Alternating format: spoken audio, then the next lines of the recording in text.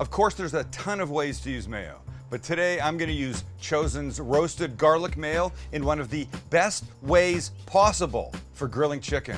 Oh, just you wait. We'll start with kosher salt and pepper, and then a good coating of the roasted garlic mayo. Then we're off to the grill. We've set the grill up for 2-zone cooking. That means one side is extra hot for searing and lots of color, and the other side is much lower that lets us use the grill more like an oven and cook the chicken evenly all the way through.